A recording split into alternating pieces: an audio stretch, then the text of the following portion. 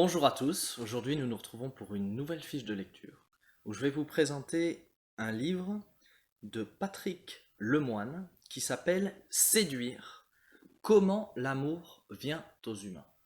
Alors c'est un livre que j'ai lu il y a quelques années et à chaque fois que je le lisais, tout le monde me disait tiens tu lis un livre sur la séduction. Et ce n'est pas du tout un livre sur comment séduire, mais c'est un livre écrit par un psychiatre. Il va donc analyser la séduction de façon scientifique. Comment l'homme et la femme se séduisent-ils? Et il va analyser cette séduction à travers les différents sens de l'homme, c'est-à-dire la vision, l'audition, le toucher, le goût et l'odorat.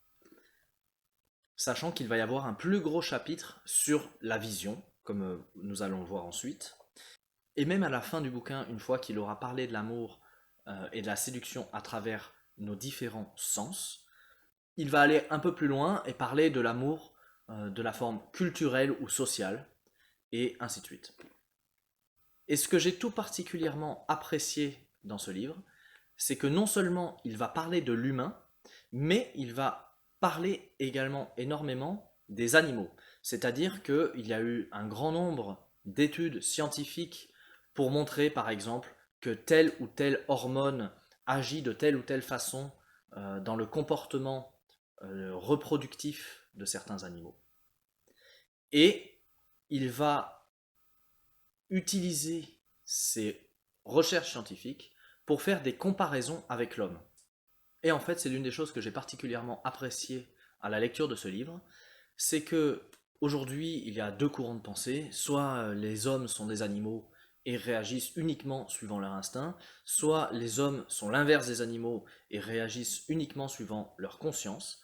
Et bien lui, dans ce livre, il va plutôt faire des passerelles entre ces deux idées, en disant que c'est ni l'un ni l'autre complètement, mais évidemment que l'homme va subir ses pulsions, et que l'homme va aussi avoir, grâce à sa conscience, une conscience de l'autre. Et ceci va être argumenté avec de nombreuses études scientifiques récentes. De la même façon qu'il y a plusieurs courants de pensée qui veulent nous dire que soit les hommes sont des animaux, soit les hommes sont complètement différents des animaux, il y a un autre courant de pensée dans notre société actuelle qui est ce que j'appelle l'égalitarisme, c'est-à-dire que tout le monde doit être égaux, mais en même temps, il faut accepter les différences de tout le monde. Donc à un moment, il faut choisir, soit on est égaux, soit on est différent. Par exemple, il y a, et c'est très abordé dans ce livre, beaucoup de débats aujourd'hui autour du fait que les hommes et les femmes doivent être égaux. Alors moi, quand j'entends ça, je l'entends comme dans la Déclaration des droits de l'homme, c'est-à-dire tous les hommes sont égaux en droit, mais on ne dit pas qu'ils sont égaux. Par exemple, Usain Bolt, il courra toujours plus vite que vous. Donc, vous n'êtes pas égal à Usain Bolt. Par contre, donc vous avez des différences physiques. Donc, cet exemple simple montre que on peut accepter très simplement qu'il y a des différences entre les hommes. Mais malgré ces différences, on veut que tout le monde soit égaux. Bon, moi, j'appellerais plutôt ça de l'équité. Et donc, par exemple, entre les hommes et les femmes, on dit il y a une égalité homme-femme, et beaucoup de féministes disent on est tous pareils. Et en fait, les études scientifiques montrent que l'homme et la femme sont différents. Évidemment, il y a une partie culturelle, et c'est cela que l'on doit, entre guillemets, empêcher, mais il y a aussi une partie biologique. Mais le problème, c'est qu'aujourd'hui, l'une des pensées, c'est on voit les choses comme un mathématique. Si deux chiffres sont différents, ou deux nombres sont différents, on va considérer qu'il y en a l'un qui est supérieur à l'autre. Par exemple, 4 et 5 sont différents, et 5 est supérieur à 4. Et aujourd'hui, c'est une sorte d'idéologie scientifique, on va dire, ah, l'homme et la femme sont différents, donc il y en a un supérieur. Mais je pense qu'il faut qu'on arrête de penser comme ça, et que l'on arrête de dire différent veut dire qu'il y en a forcément un supérieur et inférieur. Non, différent peut simplement vouloir dire à côté. C'est-à-dire qu'il n'y a pas de jugement de valeur, il n'y en a pas un qui est supérieur à l'autre. Par contre, ils ont des propriétés spécifiques. Et en fait, souvent, moi je considère que le problème, ça vient qu'on est dans une société capitaliste qui a des valeurs plutôt masculines. C'est-à-dire que dans une société capitaliste, on va plutôt mettre tout le monde dans des cases, dans un tableur Excel, par rapport à ses performances.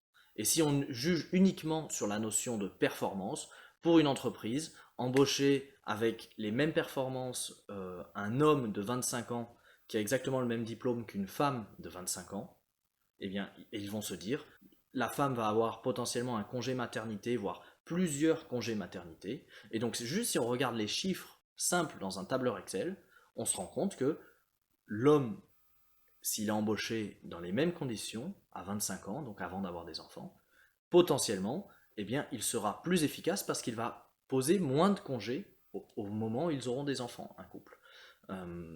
Et donc ce simple fait que si la première valeur que l'on considère pour l'embauche de quelqu'un est sa performance, évidemment que ce seront les hommes qui vont être privilégiés dans cette société.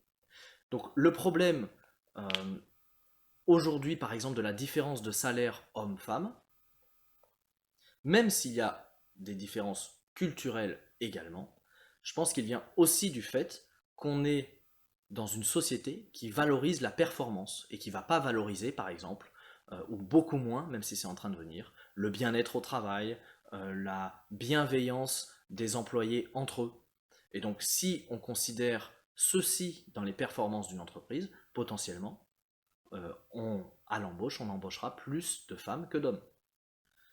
Et, euh, et les hommes et les femmes, potentiellement, auront un salaire égal. Donc c'est pour ça que, personnellement, je considère qu'il ne peut pas y avoir de féminisme sans être anticapitaliste, ou en tout cas être pour une réforme du monde du travail qui ne soit plus basée sur une performance. Et là, c'était vraiment un exemple très simple que j'ai pris, mais en fait, c'est des exemples que l'on trouve dans de nombreuses études scientifiques et dans de nombreux bouquins dont d'ailleurs je veux faire les fiches de lecture. Donc je vous en parlerai plus longuement dans d'autres fiches de lecture. Et justement, dans ce livre, il parle des différences entre les hommes et les femmes, des différences d'approche dans leur séduction. Et comme il y a certaines différences, évidemment, il va y avoir des comportements différents dans une société, puisque la société comporte de la séduction, quelle qu'elle soit. Et, comme je l'ai dit tout à l'heure, ces différences ne sont pas une supériorité de l'un des sexes par rapport à l'autre, c'est juste un à côté. Donc, si je dois résumer en une phrase ce que l'on va trouver dans ce livre, c'est à l'aide des dernières recherches scientifiques, il va travailler sur deux thèmes autour de la séduction. L'un, c'est le thème homme-animal. Est-ce que ça va être plutôt nos pulsions ou est-ce que ça va être plutôt notre réflexion qui va nous diriger? Et nous allons voir que c'est un peu des deux, évidemment. Il y a à la fois la culture et la biologie. Donc il va resituer à l'aide, par exemple, d'analyses scientifiques qui ont été faites chez des animaux et faire des comparaisons au niveau de la séduction avec l'humain. Et ensuite, il va y avoir également des différences ou des similarités entre les hommes et les femmes dans la séduction. Et ce que j'aime bien dans ce genre de bouquin, qui est écrit par un scientifique, c'est qu'il n'y a pas de jugement de valeur. Simplement, il exprime les faits. Après, il a sélectionné les faits qu'il voulait, donc évidemment qu'il y a une part de subjectivité, mais il sélectionne des faits et ne va pas disserter sur des jugements de valeur. Enfin, en plus d'être passionnant et de nous apprendre beaucoup de choses, ce bouquin est écrit avec beaucoup d'humour, ce qui, même parfois, je trouvais réduisait l'impact des études scientifiques qu'il nommait, puisque de temps en temps, il fait des blagues en plein milieu d'une phrase hyper sérieuse, ce qui est drôle, mais bon, parfois je trouvais ça un peu trop, mais bon, en tout cas, on lui en veut pas, vu tout ce qu'il nous apprend. Donc je vous ai sélectionné un plutôt grand nombre de citations à l'intérieur de ce bouquin, grâce auquel je vais vous présenter un peu le cheminement et ce qu'il veut nous montrer ou nous apprendre, et dans lesquels vous allez voir il y a des réflexions soit très drôles, soit très profondes et très intéressantes sur la séduction. D'ailleurs, il y a pas mal de citations pour lesquelles j'ai fait des parallèles avec d'autres bouquins. Évidemment, comme j'ai pas encore fait les fiches de lecture de ces autres bouquins, en fait, je reciterai probablement ces citations au moment de faire les autres fiches de lecture, puisque c'est un livre, en fait, depuis 2 ans, j'y pense très régulièrement. Et je suis très content de faire une fiche de lecture pour me replonger dedans avec vous et me ressouvenir de quelques citations que j'ai particulièrement appréciées.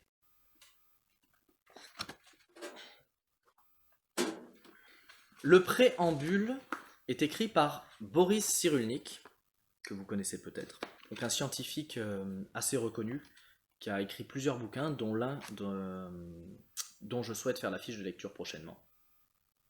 Et sa préface commence vraiment bien, puisqu'il commence en disant: On a toujours cherché à distinguer l'homme de l'animal. Désespérément, il fallait mettre en lumière le propre de l'homme: le feu, le rire, la roue, l'interdit, l'inceste, le social, le symbole, le cerveau, la loi. Et que sais-je encore? Dans les années 70, quand les éthologues ont observé en milieu naturel et démontré par des méthodes expérimentales que toutes ces frontières étaient poreuses, le balancier est parti dans le raisonnement inverse. Alors, vous rabaissez l'homme au rang de l'animal? Ces deux attitudes sont trop rigides, trop systématiques. Patrick Lemoine, dans ce livre, s'inspire de découvertes biologiques et éthologiques pour comprendre une part de la condition humaine. Il ne creuse pas le fossé entre l'homme et l'animal, au contraire, il construit des passerelles, et jamais, cependant, il ne rabaisse l'homme à la condition animale. D'abord, je ne vois pas ce qu'il y a d'humiliant à être une mouette ou un raton laveur. Ensuite, je reconnais sans honte la partie non humaine de moi. Le calcium, le liquide, les glucides, les protides, et je ne me sens ni désespéré ni honteux d'avoir besoin d'eau comme les animaux et même les plantes, d'avoir sommeil comme les mammifères, de partager leur peur et leur gaieté, d'éprouver des pulsions sexuelles, de défendre mon territoire et de m'attacher à ceux qui s'occupent de moi, comme tous les êtres vivants qui ont besoin d'un autre pour devenir eux-mêmes. Ainsi de suite. Bref, en tout cas, j'aime beaucoup ce début parce que, d'une part, c'est assez ironique, puisqu'il dit évidemment qu'il y a du non-humain dans l'humain. Hein, tous les gens qui se considèrent au-dessus, ben évidemment, ils ont du calcium, des liquides, des glucides. Donc ça remet un peu les points sur les i, je trouve. Mais bon, ça c'est plutôt la partie humoristique, mais la partie que j'aime beaucoup, c'est la dernière phrase. Comme tous les êtres vivants qui ont besoin d'un autre pour devenir eux-mêmes.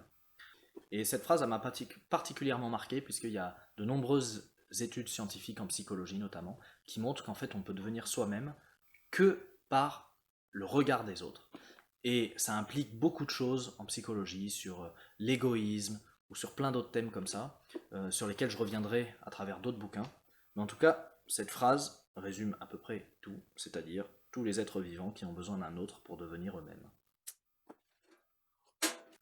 Ensuite, il parle brièvement des différents types de reproduction qu'ont l'être vivant. C'est-à-dire, il y a 2 types principaux. Une cellule va se diviser en 2 pour se reproduire, c'est-à-dire refaire une copie d'elle-même. Et l'autre type de reproduction, par exemple celui des êtres humains, c'est des gènes mâles et des gènes femelles qui vont s'associer pour créer un troisième type de gène. Et donc, ce qu'il dit, c'est que ce dernier type, ce second type, ce n'est pas une reproduction, c'est une création.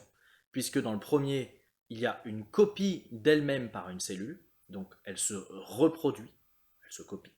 Alors que pour les hommes, c'est la création de nouveaux gènes à partir de 2 gènes précédents. Donc ce n'est pas une reproduction, ce n'est pas une copie que l'on obtient à la fin. Donc il dit cette phrase: la reproduction sexuelle n'existe pas, puisque au contraire, chaque rencontre qui associe un gamète mâle avec un gamète femelle invente un enfant issu de ses parents dont il est différent. Le sexe permet l'innovation, l'invention d'une autre manière de vivre. Donc ce que j'ai mis dans mes commentaires sur le côté, c'est le sexe, en fait, c'est le principe d'incertitude pour faire varier les gènes de l'espèce. C'est-à-dire que l'on va créer quelque chose de nouveau qui va pouvoir survivre dans son environnement grâce à la force des deux gènes parents qui se sont associés. Et donc, c'est l'un des principes de la vie animale, c'est de créer un grand nombre de gènes différents pour que si demain il y a une catastrophe, comme une pandémie, comme on a connu il y a peu de temps par exemple, eh bien, même si un grand nombre d'individus vont décéder, il y aura toujours certains gènes qui auront été créés par hasard, qui seront plus forts que les autres contre cette catastrophe et qui vont survivre. Donc c'est vraiment le principe de survie. Et je l'associe un peu avec la physique quantique, puisque la physique quantique, j'en parlerai, bon là j'ai pas le temps d'en parler, mais j'en parlerai plus tard, c'est vraiment le principe d'incertitude qui est placé dans la science, dans les équations. C'est-à-dire qu'avant la physique quantique, si on avait tous les éléments d'un système, il suffisait de calculer la propagation, par exemple, de la lumière, pour arriver à l'état final. Maintenant, avec la physique quantique, comme il y a de l'incertitude, même si on a tous les éléments du système initial, on ne peut pas en déduire avec certitude quel va être l'état final. On peut en déduire des probabilités d'état finaux. Et en fait, je fais un parallèle donc, avec cette physique quantique qui introduit le principe d'incertitude dans la science. Eh bien, ici, il y a le principe d'incertitude entre l'association des gènes mâles et des gènes femelles qui va créer quelque chose de complètement différent, un troisième type de gènes qui vont potentiellement avoir plus de force pour faire survivre notre espèce.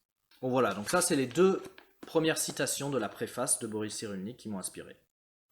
Maintenant, on passe sur le texte de Patrick Lemoine, c'est-à-dire vraiment son bouquin.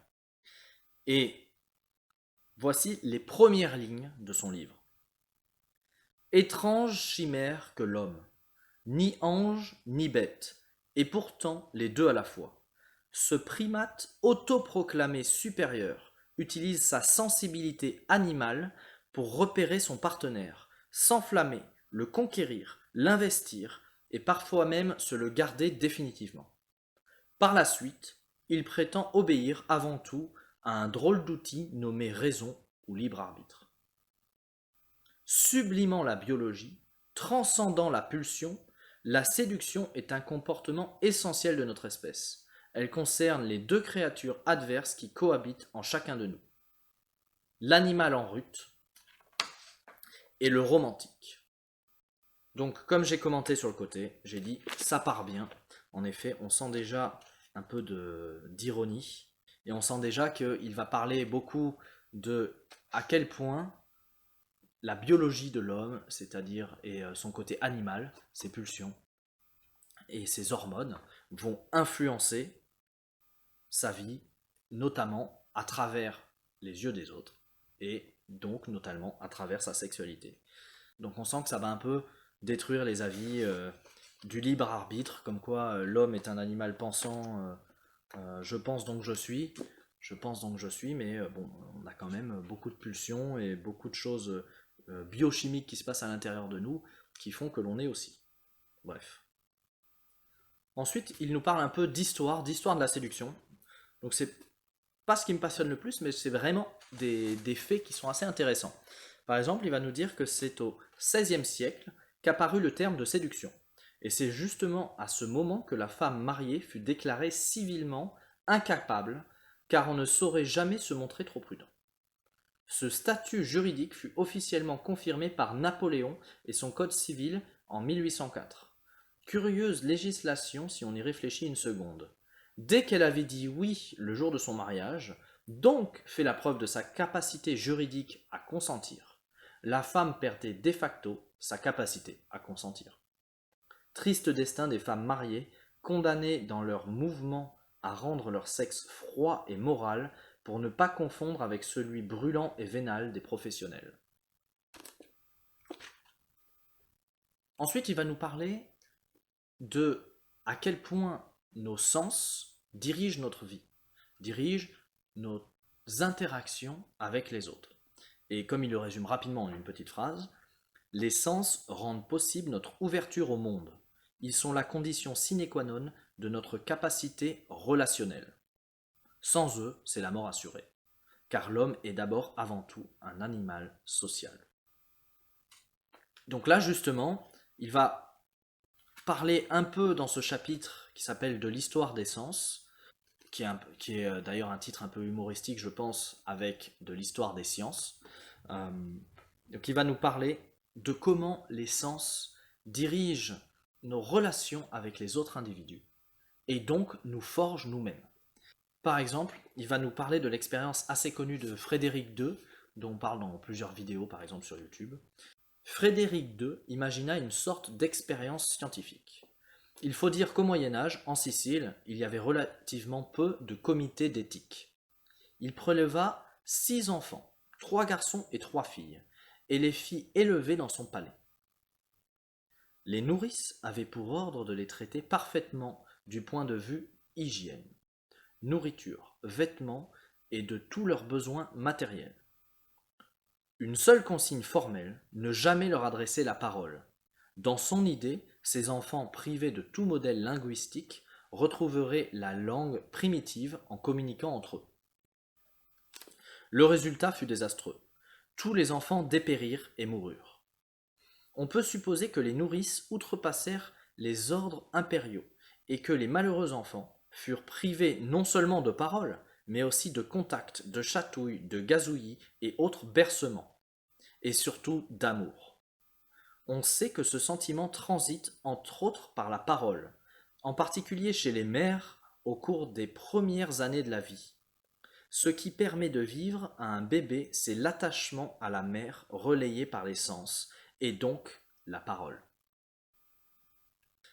On va justement voir plus loin qu'il y a des différences entre les hommes et les femmes dans la communication, dans la parole, et que ça vient notamment de comment on a été élevé dès que l'on était nourrisson, et même quand on était dans le ventre de notre mère, puisqu'en fait, quand on est dans le ventre de notre mère, on est déjà en train de communiquer avec elle, alors qu'on ne communique pas avec le père. Donc moi, je pense qu'il y a des différences assez fortes entre la paternité et la maternité. Donc déjà, rien que cette différence fait qu'on n'est pas égaux, les hommes et les femmes. Simplement, ces inégalités ne rentrent pas dans des valeurs capitalistes dans notre société, et donc ça ne met pas en avant les femmes. Mais c'est une différence qui reste majeure entre les hommes et les femmes, la chance qu'ont les femmes de pouvoir communiquer de façon viscérale avec le bébé dès que celui-ci est en train de se créer dans leur ventre. Bon, après, c'est mon opinion personnelle. Alors là, c'est une petite citation, mais que je trouve assez cynique et que j'apprécie particulièrement. Je l'ai sélectionné parce que j'aime bien son cynisme. L'homme 3 fois humilié. Par Copernic, nous ne sommes pas le centre de l'univers. Par Darwin, nous sommes des animaux, des singes quasiment comme les autres. Et par Freud, nous sommes le jouet de notre inconscient. S'accroche à ces dernières bribes de fierté. Il voudrait bien que l'amour soit platonique, courtois, lyrique, romantique, que l'acte soit gratuit ou presque, surtout depuis que la pilule a libéré les sexes, l'a affranchi de la reproduction. La jouissance n'a plus d'arrière-pensée de biberon. Faux, dira l'éthologue, pour qui toute parade nuptiale, à l'exception des singes anthropoïdes, est guidée par l'instinct de reproduction. Mais qu'en sait-il au fond?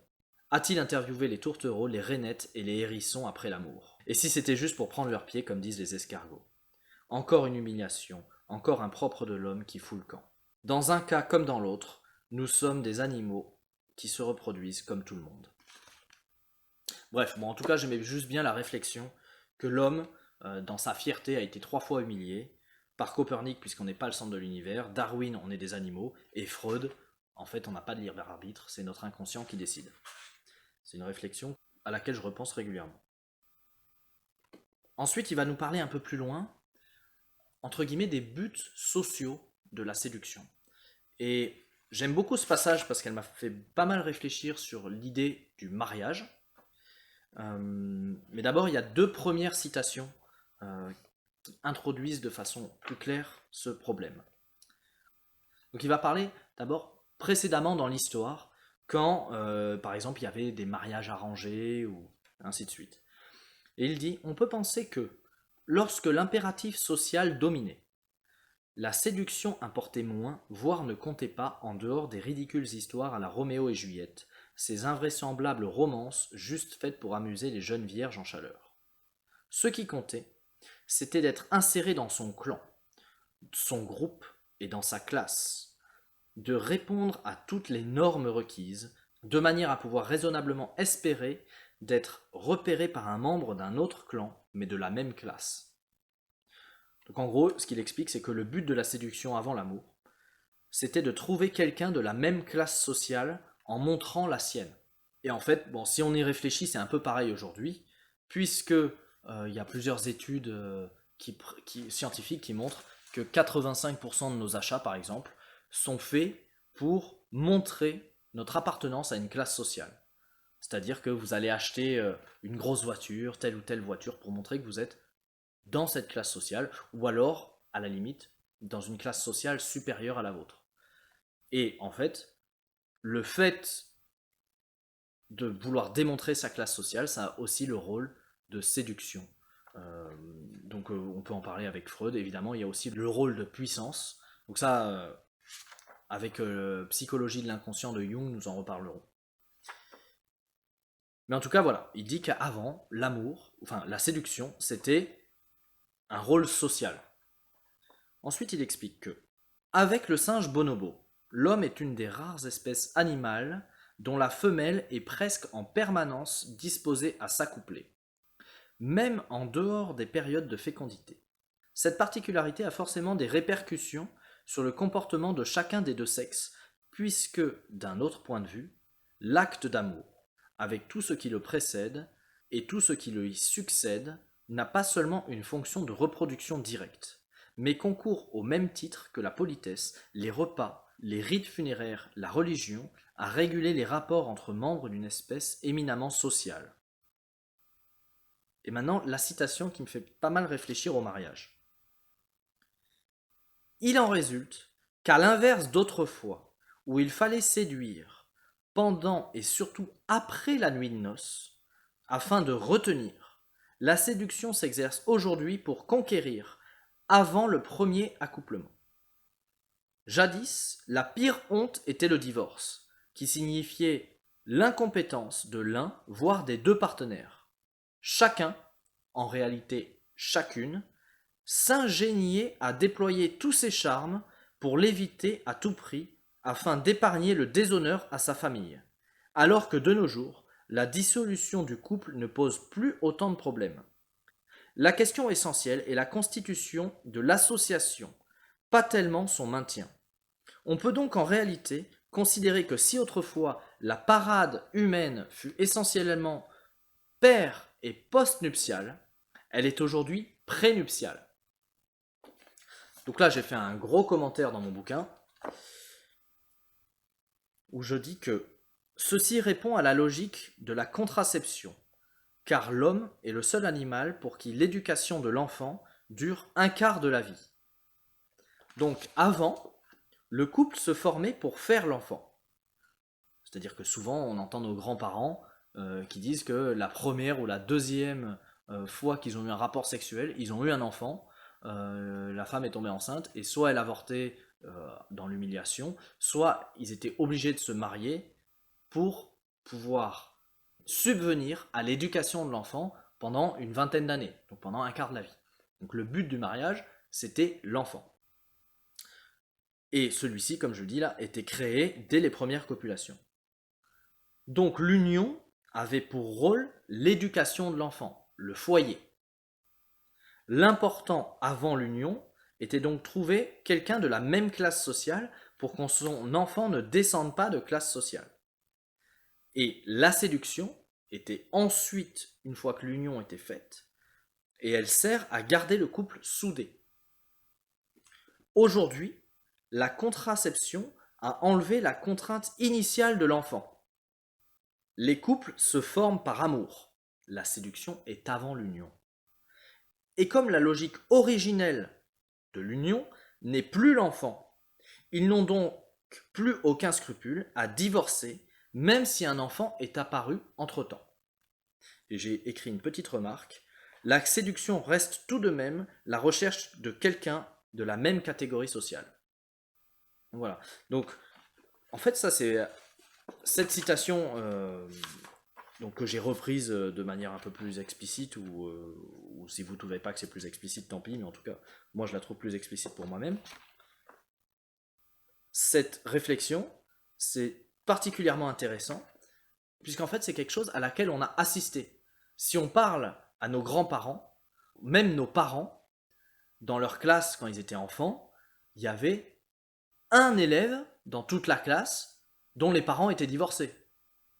Aujourd'hui, si on voit les enfants dans une classe de primaire, la majorité des parents sont divorcés. Donc en fait, ce changement de paradigme dans la séduction qui est passé de post-union, c'est-à-dire le but de la séduction c'était de garder le couple soudé pour élever l'enfant, à pré-union, c'est-à-dire il faut séduire pour rencontrer quelqu'un, pour copuler avec quelqu'un, mais une fois qu'on a copulé, en fait le but de la séduction n'est plus de maintenir le couple, donc on peut divorcer. Mais en fait, c'est un changement de paradigme, donc je mets aucun jugement de valeur là-dessus. C'est bon, moi je m'en fous, hein, les gens font ce qu'ils veulent. Mais ce changement de paradigme, on y a assisté en quelques années, et il a été rendu possible grâce à la contraception. Donc c'est vrai que ça a permis à la femme de s'émanciper, mais ça a également créé ce changement de paradigme dont nous parlerons un peu plus loin dans le bouquin. Ensuite, on passe au chapitre qui concerne la vision, la séduction à travers notre premier sens, la vue. Ici, une citation donc, où j'ai mis pas mal d'étoiles en haut dans la marge, donc ça c'est les citations les plus importantes. Plus je la trouve intéressante, plus je mets d'étoiles. Très tôt aussi, les mères envoient des signaux visuels différents selon que l'enfant est garçon ou fille, tant la relation mère-enfant est sexualisée dès les origines. Que constate-t-on en observant entre 2 et 4 mois les interactions visuelles mère-bébé? Lorsque le nourrisson est fatigué, il interrompt la communication en détournant les yeux. La grande majorité des mères continuent alors à solliciter par le toucher, le regard et l'appel leur progéniture de manière à tenter de poursuivre le jeu. Boris Cyrulnik s'est aperçu que les mères sollicitent les bébés filles 3 fois plus que les bébés garçons. Donc là, on voit, grâce à une étude scientifique qui est citée, que déjà, dès le tout début de l'éducation, dès le fait que l'on soit bébé, il va y avoir des différences entre le fait que l'enfant soit un garçon ou une fille. Et donc, évidemment, ça va ensuite faire des différences culturelles, des différences hommes-femmes, pour les prochains adultes. Donc ceci sans jugement de valeur, encore une fois, mais c'est juste que ces différences sont marquées dès le tout début de notre vie. Un peu plus loin. Il est connu que les mécanismes de la vision sont différents entre les sexes. L'homme est un chasseur, un guerrier, qui voit loin, scrute la prairie, mais de manière synthétique. Il voit le troupeau de bisons dans la plaine, repère l'armée ennemie, mais se révèle incapable de trouver le sucre s'il n'est pas tout seul et bien au centre, mais embusqué dans un coin du placard. La femme est une gardienne. Elle protège le refuge. Elle détecte et traque l'indice, scorpion, araignée ou vipère, qui tente de pénétrer son univers, hutte ou caverne. Elle analyse son environnement dont elle maîtrise et engrange le moindre détail. Alors cette citation me fait particulièrement rire parce que je l'ai observée des milliers de fois avec des amis ou des copines, en voyant que moi j'arrivais à rien trouver dans les détails autour de moi. Par contre, j'étais capable de voir une marmotte hyper loin, et à l'inverse, mes amis trouvaient des choses évidentes qui étaient sous mon nez en 2 temps 3 mouvements. Enfin bon, vous allez me dire, ce n'est pas du tout une preuve scientifique, et je suis d'accord avec vous. Par contre, cette explication me fait rire, ou cette explication qu'il donne me fait rire, parce que je l'expérimente très régulièrement. Et de la même manière, il va en déduire des choses pour la séduction. L'homme se pâme devant l'allure d'une femme globalement séduisante. alors que la femme détecte immédiatement le détail qui tue. Des ongles légèrement endeuillés, un soupçon d'auréole sous les aisselles, une cravate quelque peu dissonante. Ou au contraire celui qui la fera chavirer. Un mec avec des mains fines, ou de belles lèvres sensuelles, un pli de pantalon qui tombe impeccablement, des chaussures qui étincellent. Alors pareil, ça me fait assez rire parce que pas mal dans mes discussions, euh, on entend ce genre de choses, des petits détails qui tuent, alors que nous, en tant que mec, je trouve qu'on s'en fout en général. Mais bon, c'est peut-être un point de vue macho, hein. D'ailleurs, bon, souvent dans son bouquin, il fait des petits encarts comme ça, euh, qui sont souvent très drôles, avec des anecdotes personnelles de lui. Donc je vais vous lire celui-ci, qu'il appelle Le point de vue des deux sexes. Et dans la marge, j'ai noté haha, tellement vrai. Donc j'espère que ça vous parlera. Dans ce domaine, comme dans tant d'autres, les deux sexes ne se comportent pas du tout de la même manière. À ce propos, depuis ma plus tendre adolescence, une question m'obsède. Comment se fait-il que les femmes, d'ordinaire si supérieures aux hommes en matière de raffinement, d'élégance, d'harmonie, de sophistication, manquent aussi singulièrement de goût dès lors qu'il s'agit de séduction? Chaque fois que, oubliant toute prudence, je me laisse aller à signaler à l'une de mes proches, une passante ou une voisine de table que je considère, forcément à juste titre, ne suis-je pas un expert en tant qu'homme, comme vachement canon, je me fais vertement reprendre. J'ai alors droit à une de ces petites phrases assassines et vaguement culpabilisantes dans le style « Non mais t'as vu ses jambes? Elle est complètement cagneuse la pauvre. » Ou bien « Elle ne serait effectivement pas mal avec 15 kilos de moins. » À moins qu'elle ne décoche un venimeux « Tu as vu son accoutrement? Elle peut tout au mieux se parer de ses 5 mètres de trottoir. Si tu aimes le genre Pigalle, mon pauvre ami. » C'est d'ailleurs à peu près la même chose en ce qui concerne les hommes. Régulièrement, elle me désigne des espèces de tas de muscles évoquant des bûcherons à la fois tarzanoïdes et anencéphales, à moins que ce ne soient des adolescents boutonneux et cadavériques, à peine réchappés d'un quelconque sénatorium, tous ayant en commun une absence complète de charme. À mes yeux d'homme, du moins. Certes, on pourrait comprendre que les malheureuses cherchent à disqualifier de possibles rivales et à épargner ma modestie, mais tout de même à ce point. Mais trêve de plaisanterie. S'il est clair que dans le domaine de la séduction, les hommes et les femmes ne fonctionnent pas exactement de la même manière, et c'est un euphémisme, les mécanismes de cette différence ne restent pas moins un grand mystère. Voilà, c'est une petite partie humoristique, mais en fait je dis tellement vrai parce que c'est des choses dont j'ai beaucoup discuté et qui sont assez marrantes souvent. Un peu plus loin, une anecdote que je trouve intéressante, qui a rien à voir, mais bon. Il s'agit de l'éternel malentendu entre les chiens et les chats. Lorsqu'un chiot voit un animal à peu près de sa taille, lui envoyer des signaux canins d'amitié. Queue agitée, oreille et tête basses. Il se précipite en émettant les mêmes signes. De son côté, le chaton voit fondre sur lui un monstre émettant tous les signes félins d'agressivité. Queue agitée, oreille et tête basses. On connaît le résultat. En fait, j'adore cette citation et pour le coup j'y pense extrêmement régulièrement, où il y a une différence entre les deux espèces animales, où les mêmes signaux veulent dire exactement l'opposé. Et donc ce qui explique, donc évidemment brièvement, l'animosité entre les chiens et les chats. Et je trouve ça marrant de l'expliquer comme ça. Je trouve que c'est une réflexion intéressante. Un peu plus loin, il en arrive à des mesures scientifiques, à des articles scientifiques qu'il cite, où il nous dit que c'est le diamètre pupillaire qui semble constituer le meilleur signal de consentement. Donc il y a une citation de l'article scientifique.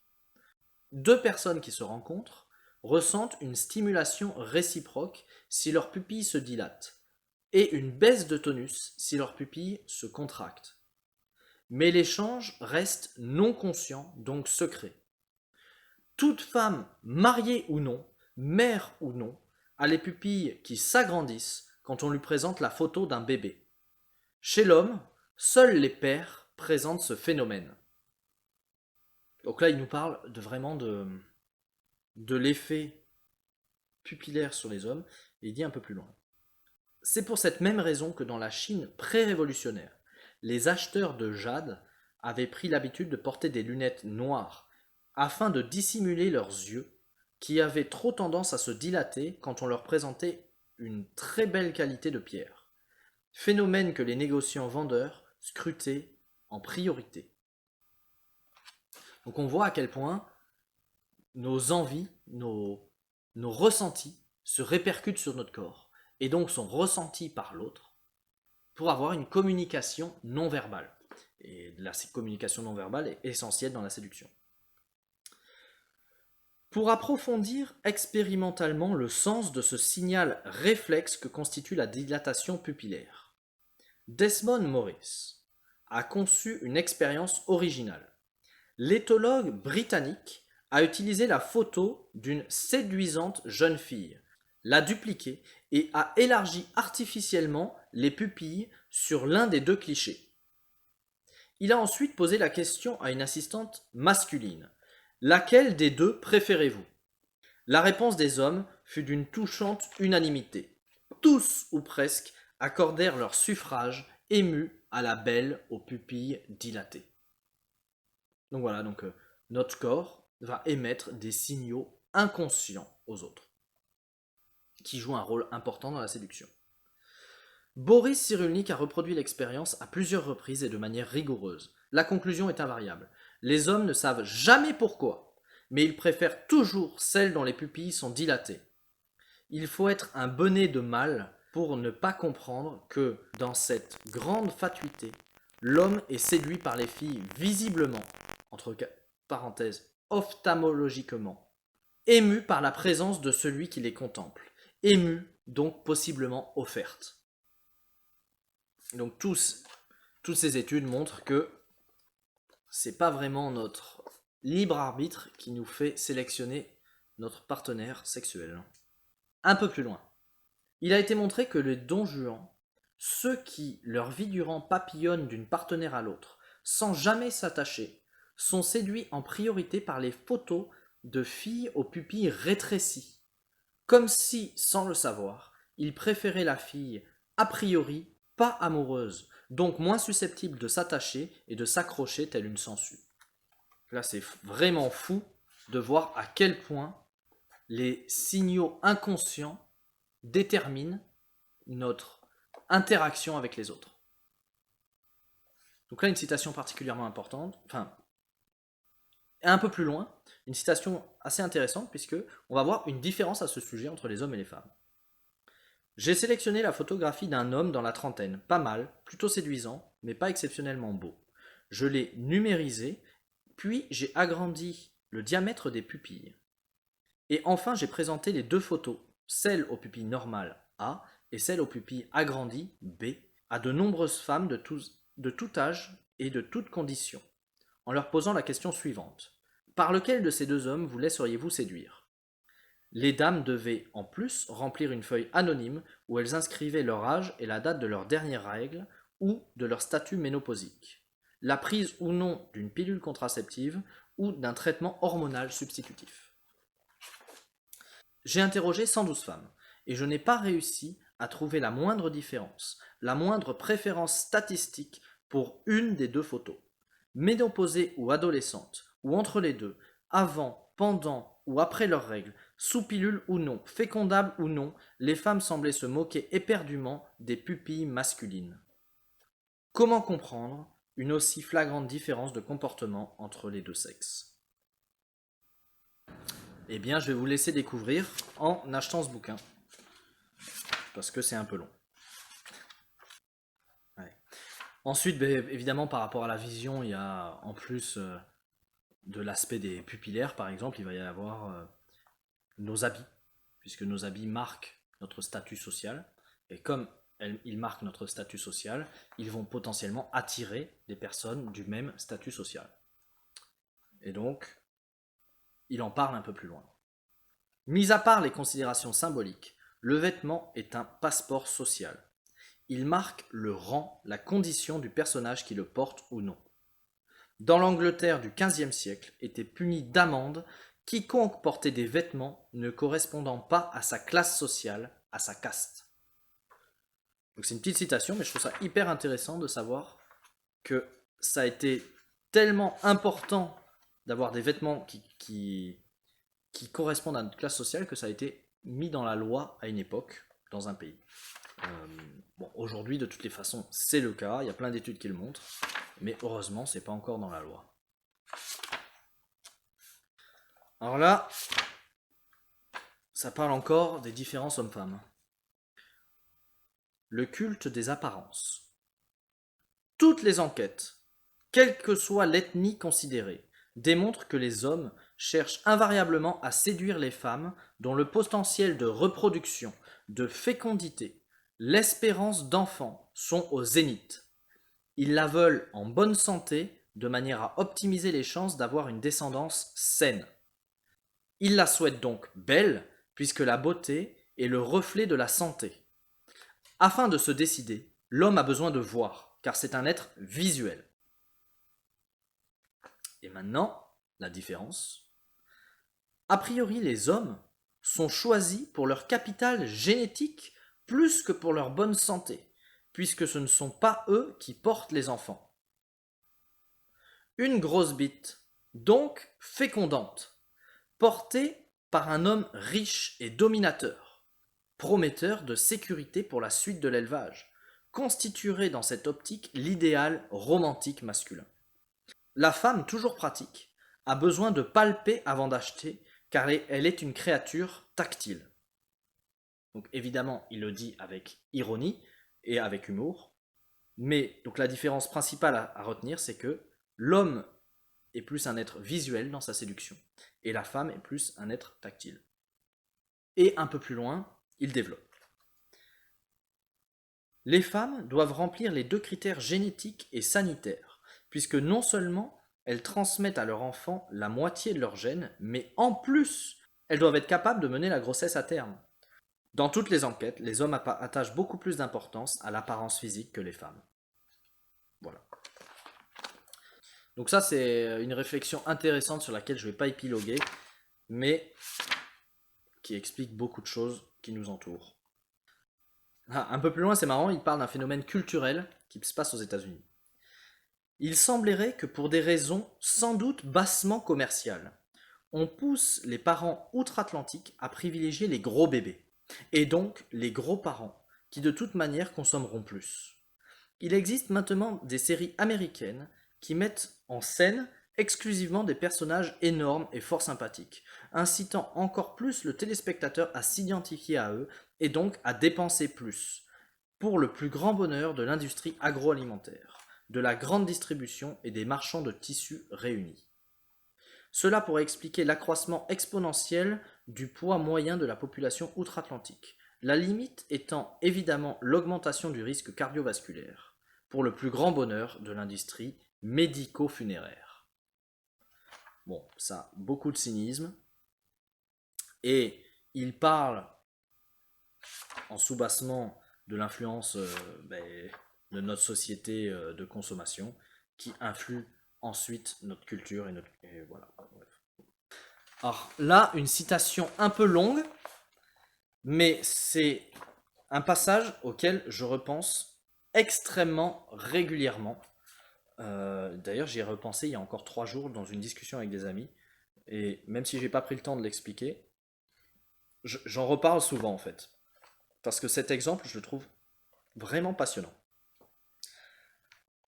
Parce que on va considérer souvent que c'est les êtres les plus beaux, les individus les plus beaux dans une espèce, qui vont être le plus séduisants pour les femelles. Donc on a tous en tête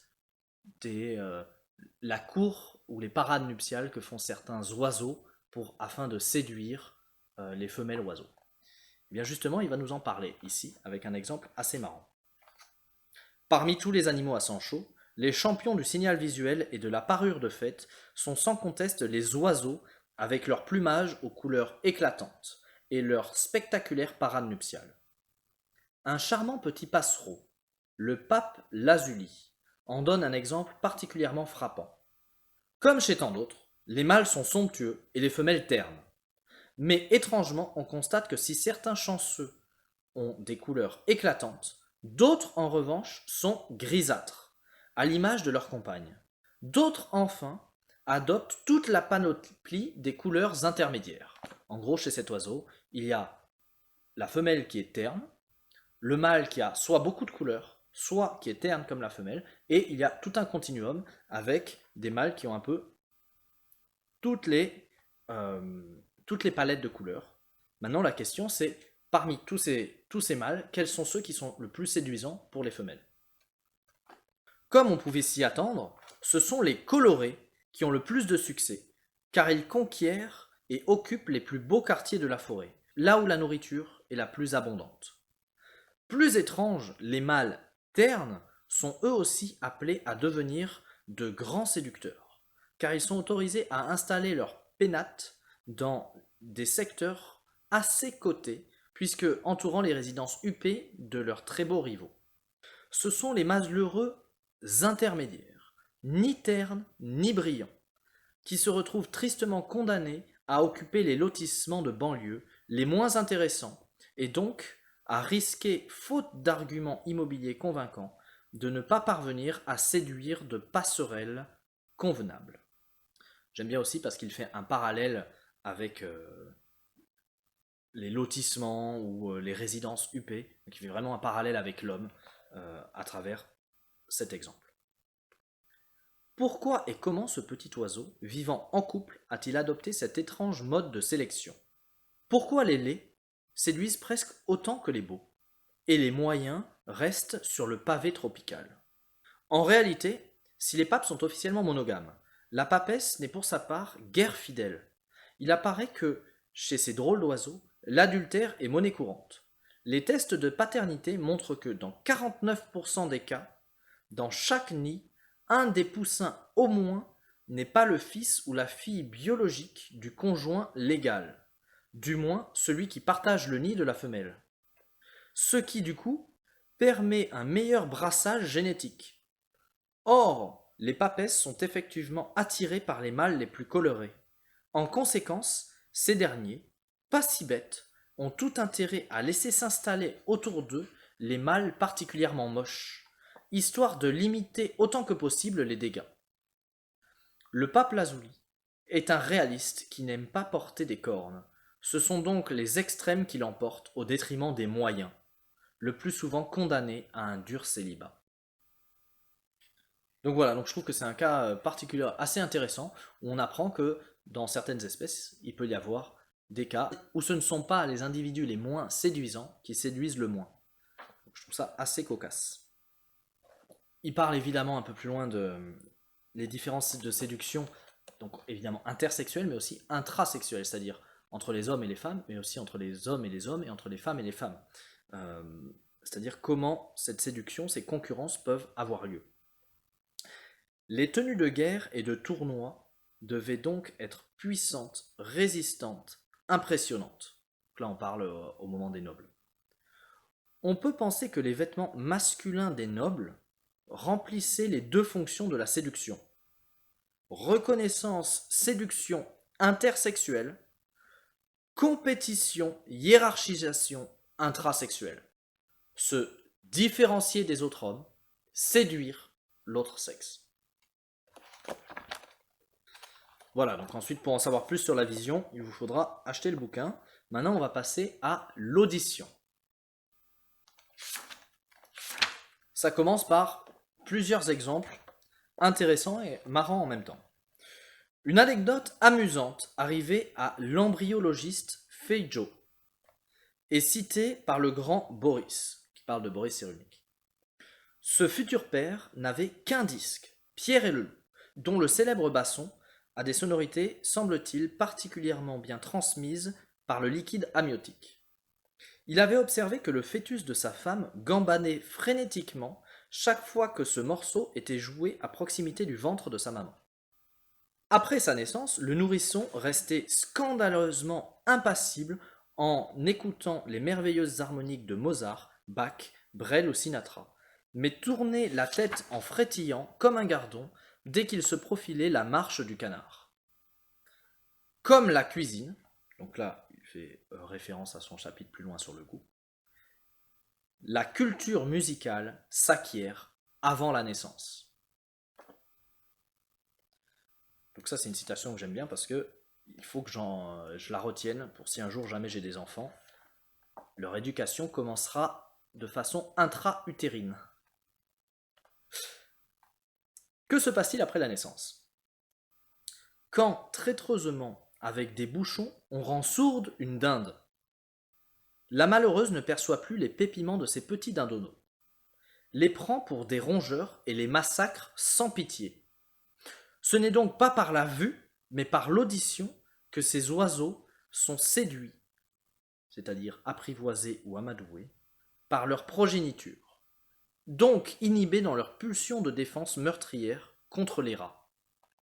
Donc c'est quand même fou de voir que dans d'autres espèces que l'homme, évidemment l'homme avec sa conscience va être normalement plus conscient des signaux qui l'entourent, mais dans d'autres espèces, juste on rend une dinde sourde, elle ne reconnaît même plus ses enfants alors qu'elle les voit. Voilà, je trouve ça assez intéressant. On va avoir la même chose grâce à l'odorat dans d'autres espèces. Par exemple, on peut citer les moutons qui reconnaissent leur bébé brebis avec l'odorat au début. Dans le même ordre d'idées, les parents manchots savent reconnaître parmi les milliers de poussins piailleurs le timbre de voix de leurs petits. Indispensable précaution quand on connaît les extraordinaires concentrations de leurs colonies et le nombre de bébés de leurs pouponnières publiques. Ensuite, le cloc-cloc répété à intervalles réguliers par la mère poule permet à chacun de ses poussins de savoir que maman veille au grain. Et réciproquement, le pépiment de ceux-ci la renseigne sur leur présence à une distance jugée raisonnable. Les canaris renouvellent tous les ans leur stock de neurones chanteurs, afin de modifier leur trille et vocalise. Tout cela afin de marquer leur territoire sonore et mieux éloigner leurs rivaux. C'est d'ailleurs le premier exemple scientifiquement reconnu de renouvellement des cellules nerveuses. Les bébés coucous. Évidemment, c'est un animal très connu pour voler les nids des autres. Les bébés coucous séduisent leurs parents nourriciers en imitant le cri des vrais oisillons de l'espèce hôte.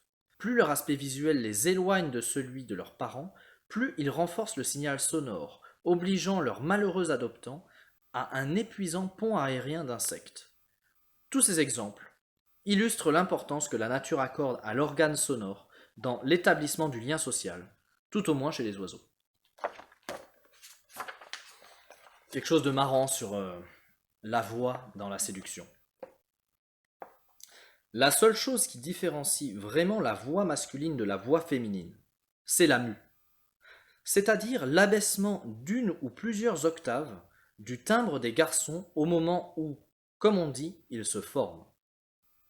Tout se passe comme si les femmes soupçonnaient les ténors de ne pas avoir mué, donc de ne pas avoir accompli leur puberté, et donc de ne pas être de vrais hommes, à l'image des castrats qui, à la suite de leur opération, gardaient une voix aiguë, proche de celle des cantatrices. Ensuite, il conclut son chapitre sur l'ouïe ou l'audition dans la séduction par une citation que j'aime bien. Petite question sociologique. Pourquoi le bruit est-il à la limite de l'insupportable dans les boîtes de nuit?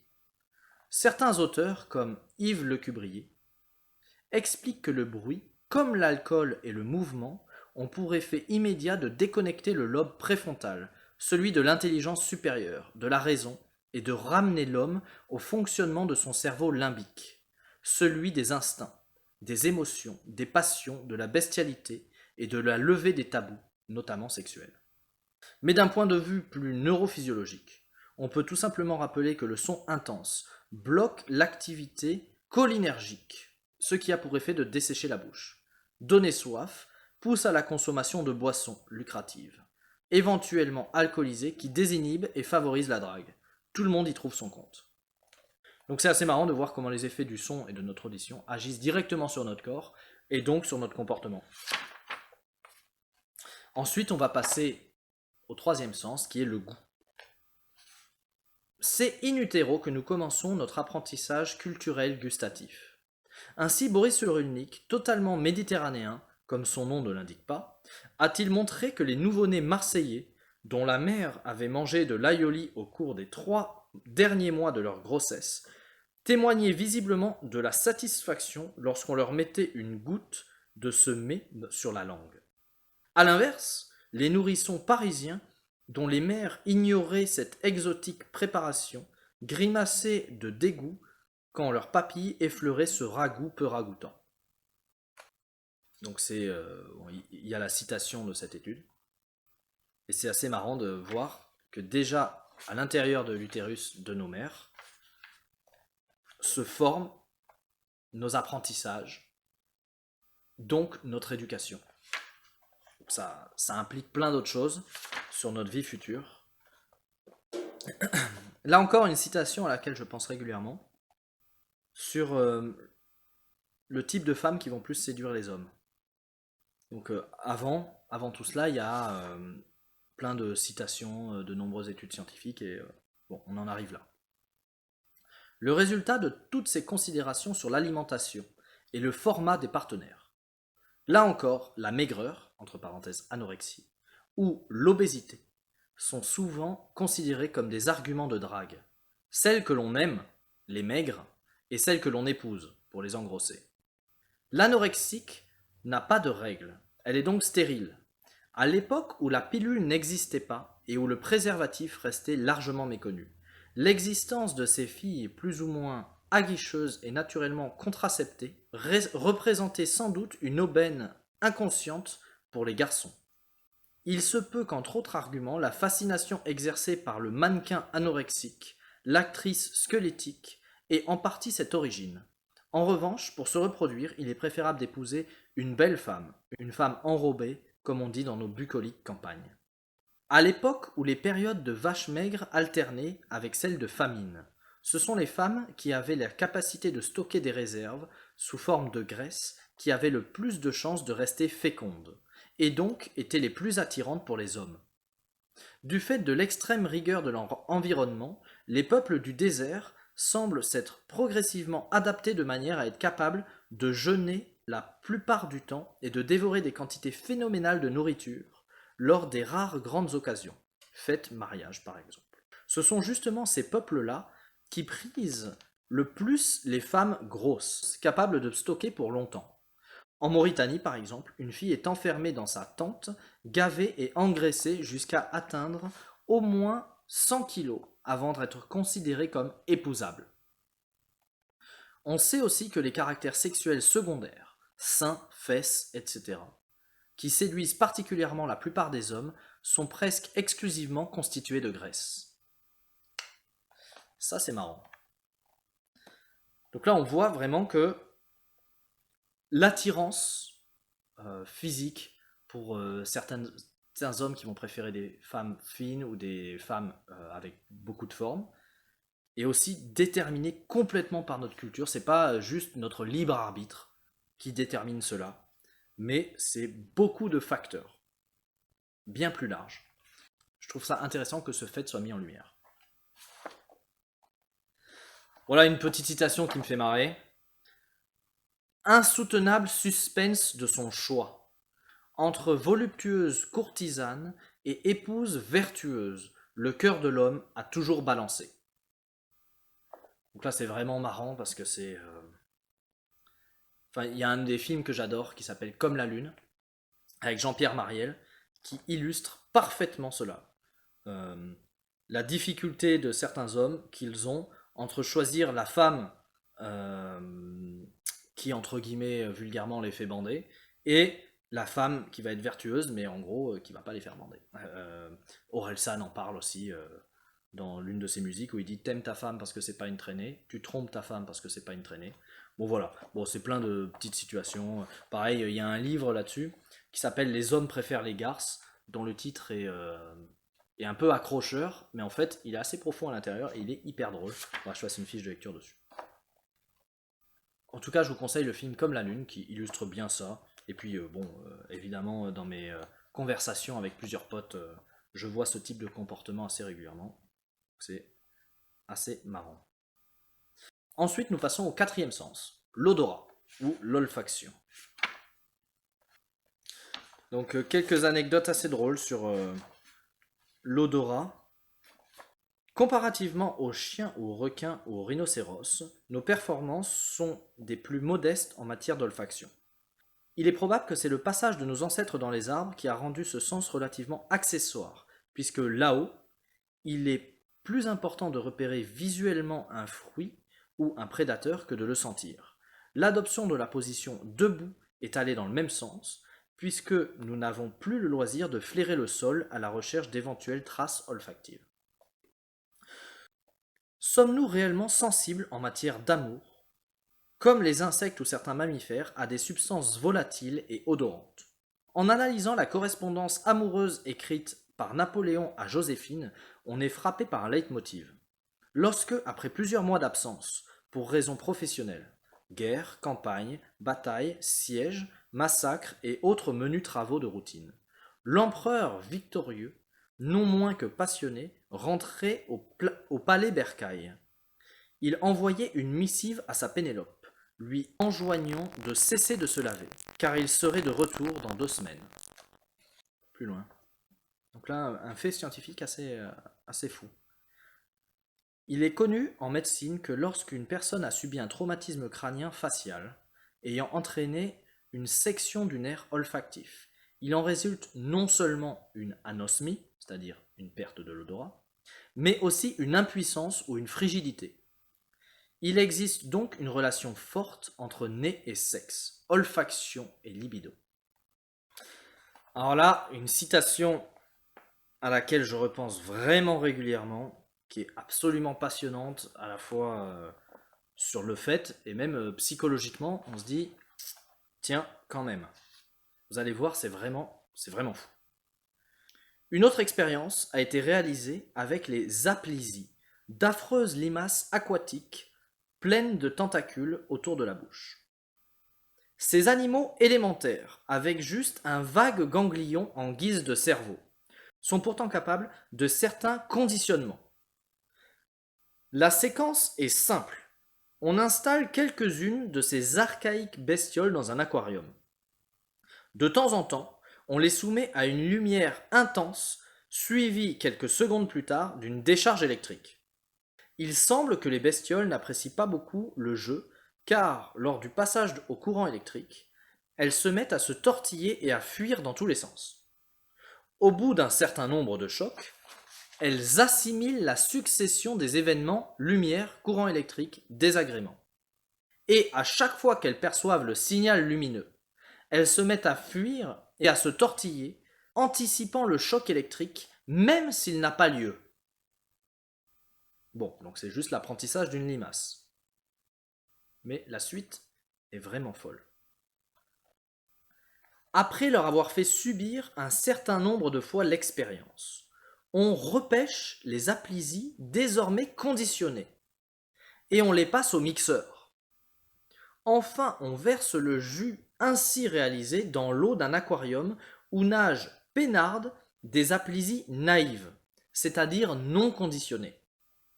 On envoie le signal lumineux dans l'aquarium et aussitôt elles se mettent à se tortiller et à fuir, comme si elles savaient qu'elles allaient recevoir un choc. Cette expérience prouve l'existence d'un savoir chimique. La séquence lumière, courant électrique, désagrément est gravée dans les molécules, comme une mélodie sur la cire d'un micro-sillon.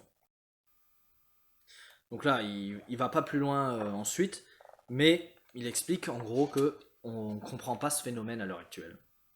Mais c'est quand même fou de se dire que cet apprentissage, ce conditionnement, a survécu à l'animal. Et que d'autres animaux, juste en contact avec les molécules de l'ancien animal conditionné, vont réagir. Moi, je trouve que c'est absolument fou comme expérience. D'ailleurs, j'ai presque du mal à y croire tellement c'est fou de se dire que, à travers les molécules, l'apprentissage a été transmis à d'autres individus. Je sais pas, juste sur le plan philosophique, je trouve ça fou. Scientifico-philosophique. Voilà, donc en fait, c'est des choses, je trouve ça absolument passionnant. Ça fait se demander vraiment à quel point l'information n'est pas gravée en nous. Je sais pas. Je sais pas vraiment quoi en penser. Alors là, beaucoup d'étoiles. Bon. En 1991, un diverticule d'1 millimètre de diamètre et d'1 centimètre de long, situé sous la muqueuse respiratoire de la cloison nasale, a été découvert chez l'homme. Cette structure anatomique, l'organe voméronasal, noté OVN, déjà observé chez de nombreux mammifères, existe aussi chez l'homme. Il est spécialisé dans la détection de phéromones que justement la muqueuse olfactive ne perçoit pas. Il s'agit d'un sens différent de l'odorat, bien qu'il se situe à l'intérieur de l'appendice nasal. Est-ce pour cette raison qu'une personne douée d'intuition a du nez, ou qu'en cas d'antipathie, on déclare « je l'ai dans le nez ». Donc un peu plus loin, donc il reprend il parle encore de cet organe spécifique. Les aisselles masculines émettent des acides gras, dont plusieurs, étrangement, sont identiques à ceux des sécrétions vaginales. Si chez l'animal, reptile, rongeur, mouton, à un stade précoce, on détruit chirurgicalement l'organe voméronasal, on observe de sévères perturbations au niveau de l'instinct social et des comportements de reproduction. Donc ce que l'on voit, c'est que, évidemment, le test n'a pas été fait chez des humains, hein, ils n'ont pas enlevé cet organe chez des humains. Par contre, si on le fait chez des animaux, eh bien, on détruit de nombreux comportements sociaux. Et on les rend complètement, entre guillemets, fous dans leur société d'animal. Ou d'animaux. Et donc l'homme est pourvu de cet organe qui n'a pas une fonction de capter des substances olfactives conscientes, mais qui a pour fonction de capter des phéromones. Donc évidemment que, enfin en tout cas c'est mon avis personnel, on va être sensible à ces phéromones, et ce n'est pas notre libre arbitre qui va nous indiquer tel ou tel partenaire, mais c'est également le fait de ce qu'on appelle la chimie entre deux personnes. Eh bien oui, c'est exactement de la chimie, ce sont des phéromones qui vont nous sembler agréables ou désagréables grâce à ce genre de processus. Plus loin, dans une autre étude, 52 hommes américains ont accepté de flairer les nuisettes de 28 femmes, portées ou non aux alentours de leur ovulation, c'est-à-dire de la période où elles sont le plus fécondes. Ces femmes avaient toutes des cycles très réguliers et pendant l'expérience avaient dû mener une vie des plus monacales. Pas d'amour, pas d'épices dans la nourriture, pas de savon parfumé. Bref, toutes ces choses délicates qui auraient pu artificiellement modifier les odeurs corporelles. Les hommes devaient classer les odeurs des nuisettes selon qu'ils les trouvaient agréables, sexy ou au contraire repoussantes. Et comme on pouvait s'y attendre, les mâles, décidément trop prévisibles, ont plébiscité les odeurs des nuisettes portées autour de la période d'ovulation. Il semblerait qu'ils en étaient toujours capables au bout d'une semaine d'abandon de la nuisette. Donc on voit que, inconsciemment, notre attirance sexuelle va être influée complètement par notre odorat, ou par, du moins, l'odorat de phéromones. Et bon, voilà, donc encore une fois, on en tire plein de conclusions sur le comportement humain. Bref. Un exemple intéressant chez les souris maintenant. Chez les souris, les phéromones peuvent déclencher des comportements instinctifs liés par exemple à la sexualité, l'agressivité ou la reconnaissance de proches. On en distingue au moins 4 types. Les phéromones grégaires maintiennent la cohésion du groupe en cas de surpopulation. Elles auraient des conséquences physiologiques et entraîneraient une baisse de la fécondité. Les phéromones d'alarme, sortes de sirènes olfactives, signalent un danger pour prévenir ses congénères. Parfois, elles atteignent le but inverse et informent aussi le prédateur de la présence de son futur repas. Les phéromones de piste déposent une trace sur le trajet parcouru au cours d'un déplacement, un peu comme l'escargot avec sa bave. Les phéromones d'espacement visent à dissuader les membres d'une même espèce de s'aventurer sur le territoire de l'un d'entre eux. Et enfin et surtout les phéromones sexuels qui véhiculent l'appel à l'amour. Dans le règne animal, en effet, les phéromones attirent et prédisposent les partenaires au comportement reproducteur. D'une manière ou d'une autre, tous les phéromones connus interviennent dans la vie sociale animale en général, et dans la reproduction en particulier. Comme l'éléphant et le chat, le dromadaire mâle possède dans la région de l'occiput deux glandes de 220 grammes qui, au moment du rut, desservent un liquide destiné à marquer son territoire, interdisant ainsi l'approche des femelles à des possibles rivaux. Et par un heureux hasard, ce même liquide provoque l'ovulation chez la femelle. Un peu plus loin. Il semble assurer que les phéromones ne sont pas réservés aux insectes mais fonctionnent chez les mammifères, et même chez cet orgueilleux bipède qui aime tant proclamer qu'il n'obéit qu'à son intelligence et à sa raison. Et ouais. Alors là, on arrive dans une zone avec beaucoup d'étoiles encore. Publicité et drague phéromonale.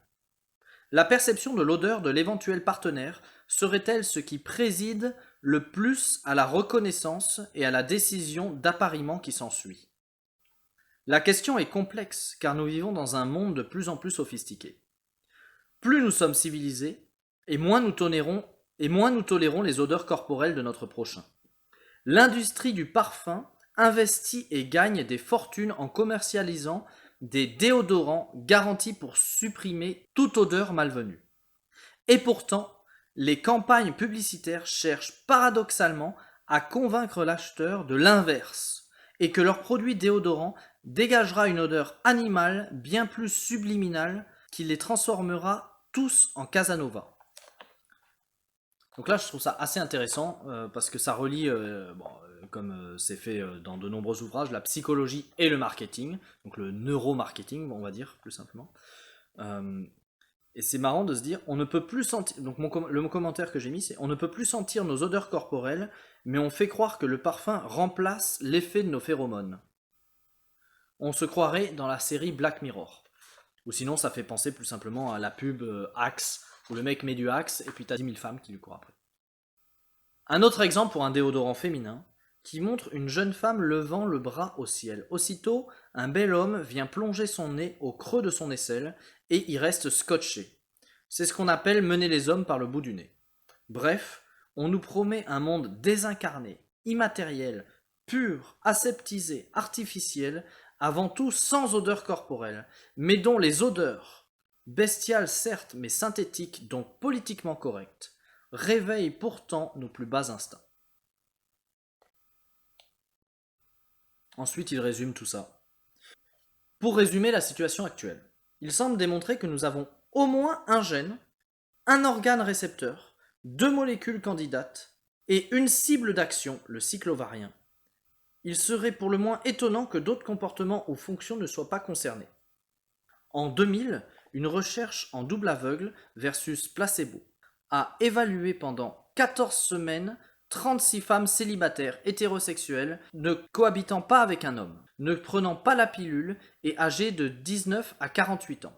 Cette expérience a permis de montrer que 74% de celles qui portaient leur parfum habituel, auquel avaient été ajoutés des phéromones, avaient augmenté substantiellement leur activité sexuelle contre 23% de celles utilisant leur parfum habituel mélangé à un placebo. Une des participantes qui, en temps normal, avait moins d'un rapport sexuel par semaine a augmenté sa fréquence à 4 par semaine quand elle portait le parfum contenant la substance de synthèse. Tout semble se passer comme si, par l'intermédiaire de son odeur phéromonale, la femme envoyait un signal spécifique « je suis fécondable » et que l'homme, ce grand bonnet de papillon papillonnant, répondait aussi sec à cet appel que de la nature et accourait incontinent pour féconder son éventuel partenaire. Une autre étude a concerné 36 hommes célibataires hétérosexuels qui ont ajouté à leur lotion d'après-rasage soit la substance phéromonale, soit un placebo. La recherche a duré 6 semaines. La phéromone a augmenté le nombre de rapports sexuels, le nombre de nuits passées avec une partenaire et le comportement affectueux. Même le nombre de rencarts aurait augmenté. Selon l'auteur de l'étude, l'odeur de la phéromone n'est pas décelable, ni l'homme ni la femme n'en sont conscients, mais elle est très puissante. Voilà. En conclusion de ce chapitre, la conclusion est inattendue. Certes, notre nez nous permet de prendre plaisir aux odeurs du maquis, de la cuisine lyonnaise et des parfumeurs. Mais cet intéressant appendice capterait aussi les phéromones qui nous conduiraient à identifier nos partenaires, nous permettant de savoir qu'ils sont féconds et d'en tirer les conséquences qui s'imposent, le tout pour favoriser l'évolution et la diversité de la vie. Ensuite, nous passons au sens du toucher. Après la naissance, lorsque la jeune accouchée donne le bain à son bébé, elle ne le tient pas de la même manière selon qu'il s'agit d'un garçon ou d'une fille, alors que le bébé mâle est empaumé de manière utilitaire, sous les aisselles, avec les doigts sous la nuque. Les bébés filles, elles, ont droit à des prises supplémentaires sur la poitrine, le ventre, le milieu du dos, les fesses. Dès le premier contact, la différenciation des sexes est amorcée dans la tête des mamans et dans le corps des nouveau-nés. Un peu plus loin. Les pères sont plus visuels, plus tactiles et joueurs que les mères qui sont plus auditives et vocalisatrices. Plus tard, la différence de toucher parental persiste. Les mères palpent moins leur fils que leurs filles, sur leurs cheveux et les bras, mais plus sur la poitrine. Les pères touchent moins leur fils que leurs filles, sur les cheveux, le visage, le cou, les épaules. Les bébés filles sont plus caressés et caressent plus leur mère que les garçons. Voilà, donc plein de différences que l'on peut voir soit biologiques, soit culturelles, soit animales, j'en sais rien. Il a été montré grâce à des enregistrements vidéo que, dans une foule, lorsqu'un homme et une femme inconnus se croisent, ils le font quasi systématiquement de manière dorso-ventrale. En d'autres termes, au moment de se frôler, voire de se frotter si la foule est dense, la femme présente son arrière tout en surveillant du coin de l'œil le passant, alors que l'homme présente son avant. Le croisement de foule ne se fait jamais dos à dos, ni ventre à ventre. L'homme ne tourne quasiment jamais le dos à la passante, ni la femme le ventre. Les croisements de gens du même sexe semblent plus aléatoires. Un peu plus loin. La culture joue un rôle certain. À Bornéo, dans certaines tribus, les rites d'accueil ne comportent aucun contact cutané. Les palpations entre adultes de sexe opposé sont soigneusement évitées, sauf dans un contexte de magie ou de médecine, où, même dans ce cas, le toucher des zones génitales est évité. En revanche, toujours à Bornéo, l'autocontact est largement toléré, l'individu pouvant même aller jusqu'à pratiquer des actes sexuels sur lui-même, sans que nul y trouve rien à redire sur le plan des convenances. Au Japon, les contacts cutanés sont pratiquement proscrits à partir de 14 ans, alors qu'ils sont extrêmement fréquents avant l'acquisition de la marche. Ah, et ça, un exemple super intéressant sur les singes, qui sont évidemment très proches de l'homme. Le fait d'être empoigné dès la naissance est probablement essentiel. Une expérience célèbre a permis de tester les réactions des bébés macaques privés de leur mère, mais disposant de 2 mannequins leurs. L'un en fil de fer donne le biberon, et l'autre en feutre. Le bébé n'est tranquille que s'il peut se réfugier dans les bras du mannequin doux, même si c'est l'autre qui le nourrit. Si on enlève le leur doux, le bébé singe s'agite, s'angoisse, cesse de s'alimenter, n'arrive plus à percevoir le monde alentour. Dès qu'il peut se blottir dans les bras de son doux, il explore à nouveau du regard et du geste ce qui l'environne. Si plus tard le bébé singe, élevé par des leurs, est réintroduit dans un groupe de congénères, son comportement social sera sévèrement perturbé, ainsi que ses compétences sexuelles. Terrifié par les femelles, le jeune mâle échouera le plus souvent dans ses tentatives d'accouplement. La guenon élevée en isolement repoussera les mâles. Si elle est fécondée par insémination, elle deviendra une mauvaise mère, de même que ses propres enfants. Donc c'est là où on voit l'importance de l'éducation sur plusieurs générations. Spitz, le pédiatre éthologue psychanalyste, a montré qu'un bébé privé de la présence physique de sa mère finit par se comporter comme un autiste et peut même arriver à se laisser mourir. Le rôle très important de la mère.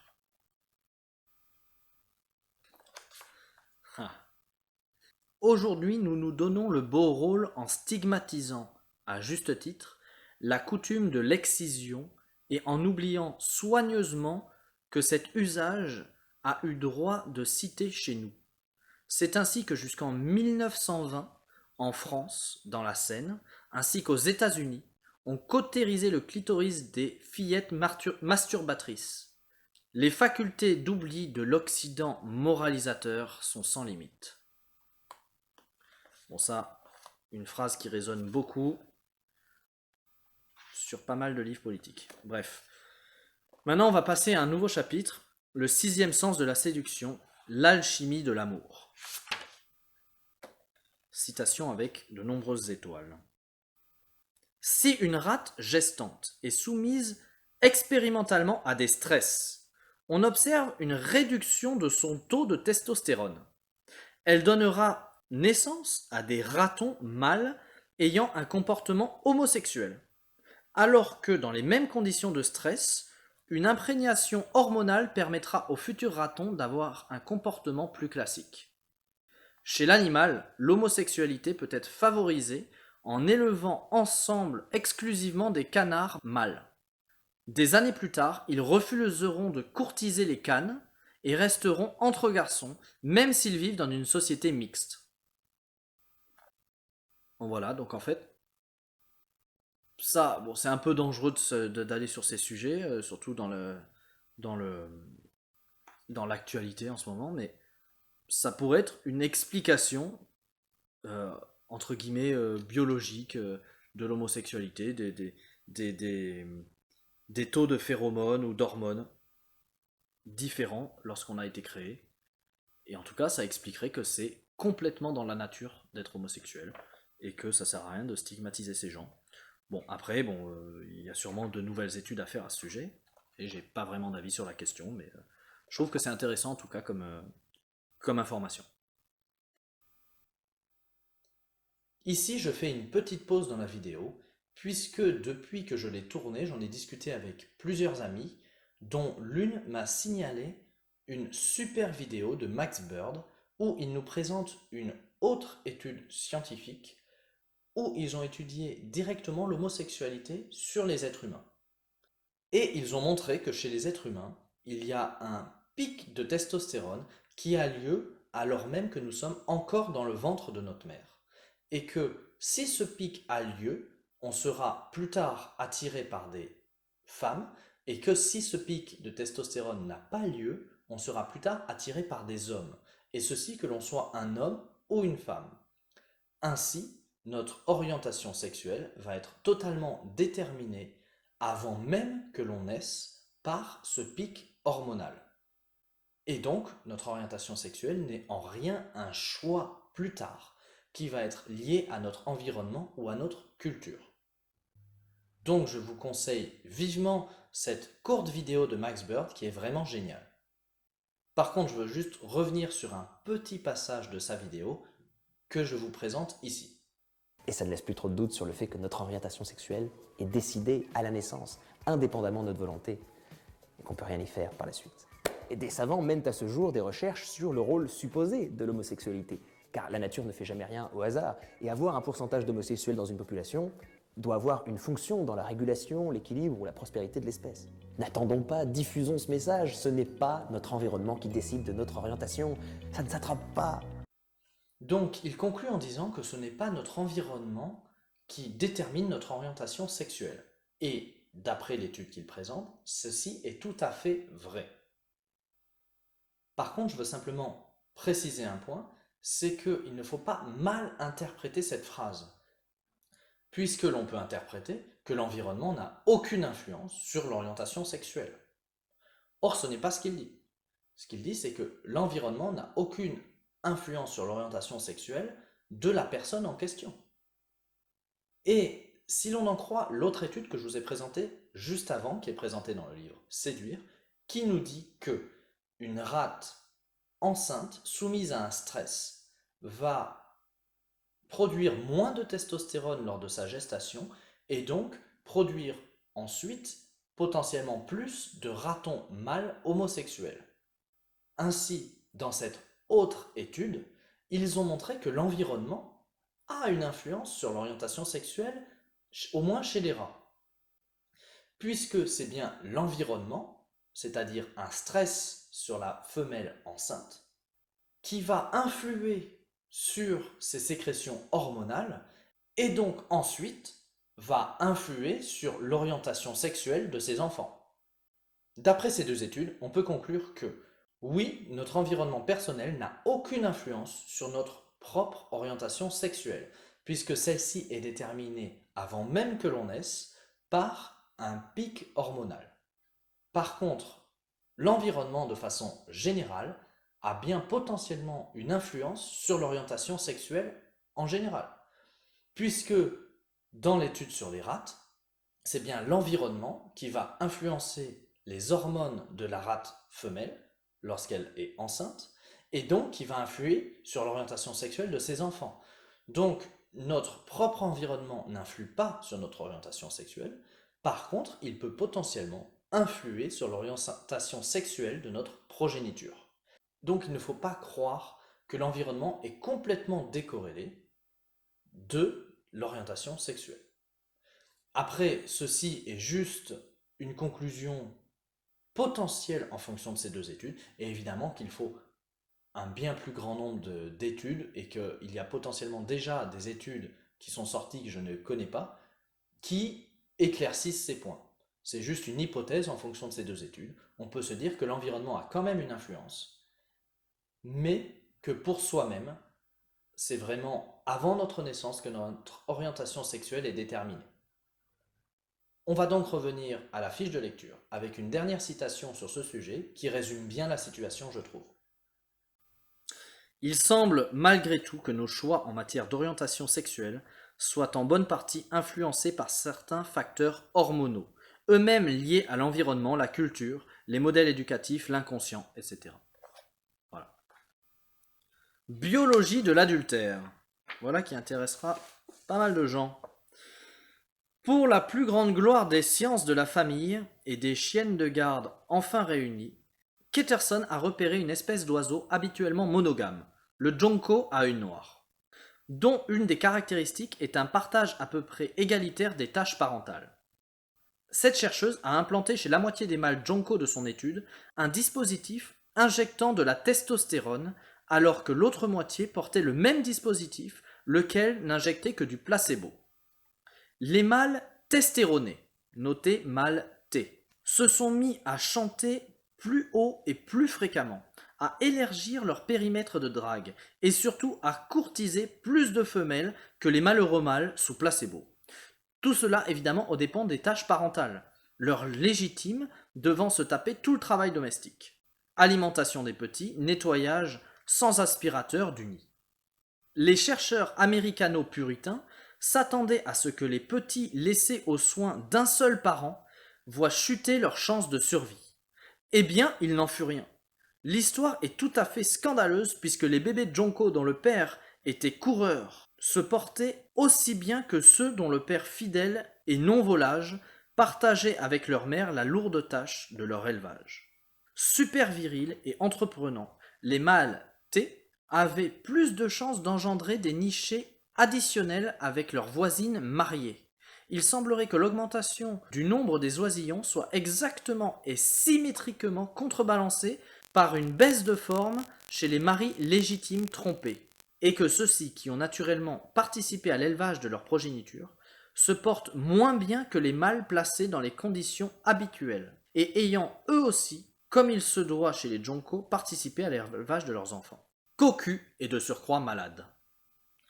Donc là, c'est un test expérimental que la testostérone agit de façon forte sur le comportement reproducteur des mâles, sachant que chez les hommes, la testostérone, les hommes en sont pourvus. Évidemment, ils en sont probablement pourvus avec des différences entre les hommes. Donc ça peut expliquer, par exemple, la différence de comportement entre les hommes, le fait que certains aient plus de testostérone que d'autres. Et ça peut également expliquer certaines différences entre les hommes et les femmes, puisque les hommes ont de la testostérone et les femmes non. Donc tout ça, c'est des différences biologiques qui peuvent être expliquées par la biologie et qui ne vont pas dans le sens de l'égalité homme-femme, en tout cas dans le sens égalité biologique. Un peu plus loin. Chez les mammifères, notamment les herbivores, la constitution d'un harem permet au mâle le plus performant de féconder un maximum de femelles. Tant qu'à faire d'être une proie, dont le seul métier est de brouter en attendant le coup de griffe, autant prendre son pied autant que possible et multiplier d'autant le nombre de petits dont l'activité ne demande pas un QI trop élevé, ni d'extraordinaires facultés d'adaptation. On peut même se payer le luxe de couleurs repérables ou de cornes encombrantes. Le salut de l'espèce repose sur 2 facteurs.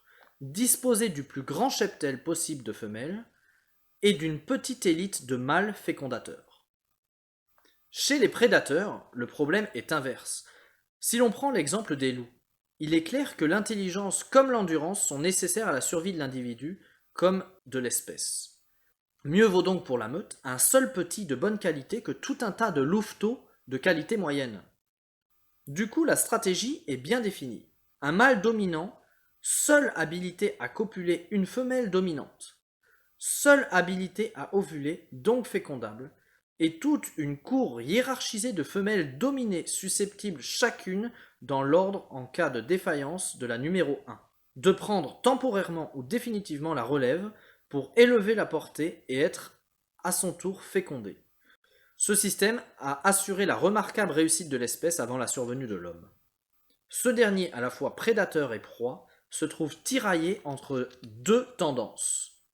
De fait, on le découvre partagé entre 2 modèles, Casanova et Roméo, Iseult et Marilyn, le poly et le monogame.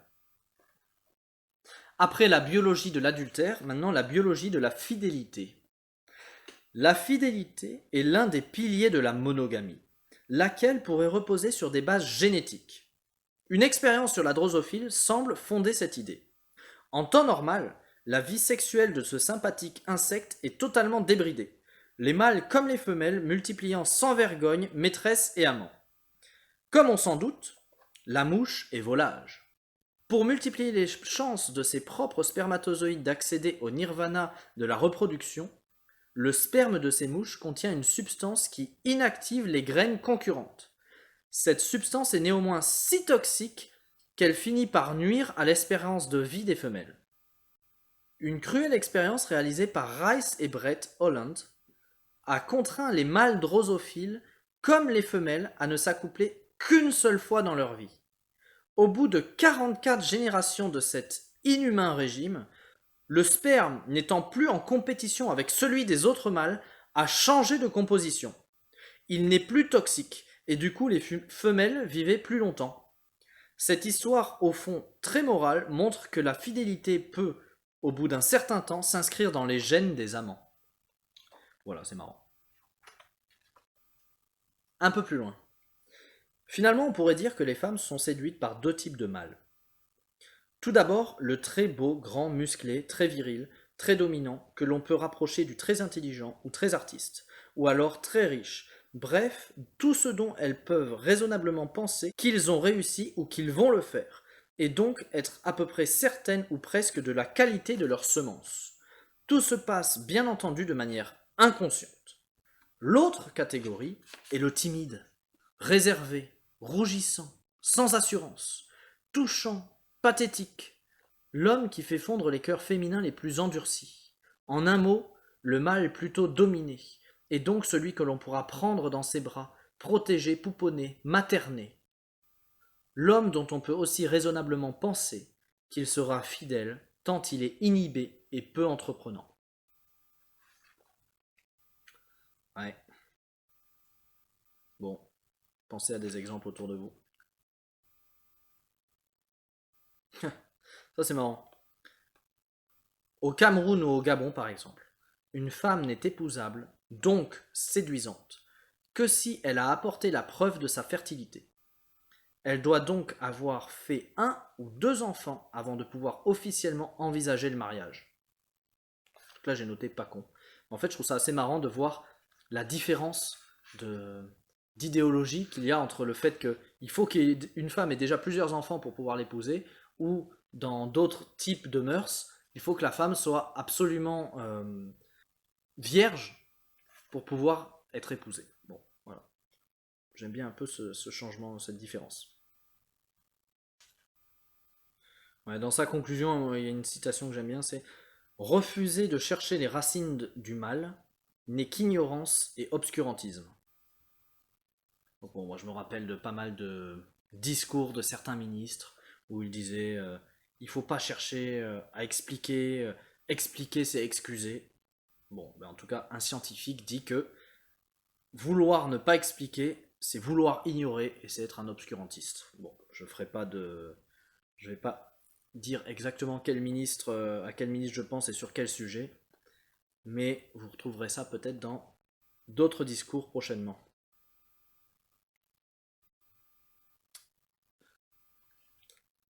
Enfin, je vais finir sur une dernière citation qui est dans sa conclusion, que j'aime bien, qui est un peu sur l'évolution de l'homme de façon générale.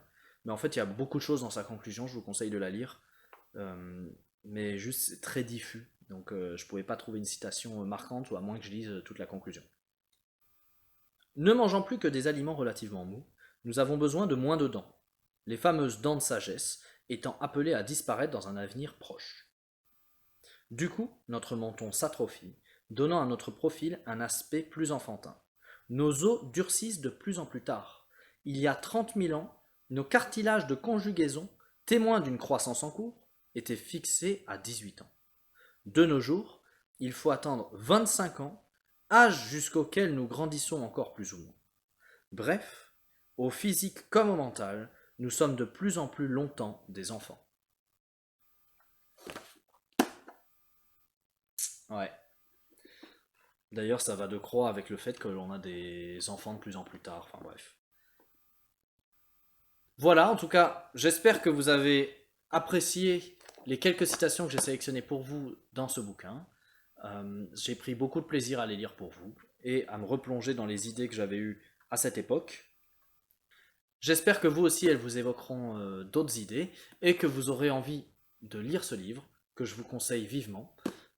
Encore une fois, très intéressant, on y apprend beaucoup de choses et avec beaucoup d'humour. Je vous remercie d'être allé jusqu'au bout de cette vidéo. N'hésitez pas à vous abonner à ma chaîne si jamais vous avez envie d'être au courant des prochaines. Je remercie d'ailleurs encore Vincent qui m'a conseillé de lire ce livre, puisque ce livre m'a passionné. Et je vous dis à très bientôt pour une nouvelle vidéo.